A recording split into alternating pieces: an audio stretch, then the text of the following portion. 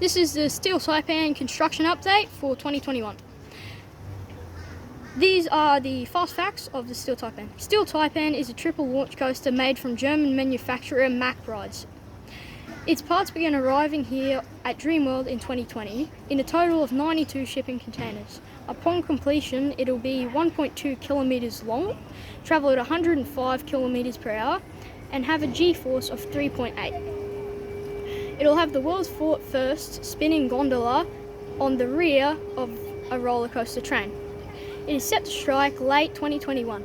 Get ready with your annual pass at dreamworld.com.au. Here is the coaster.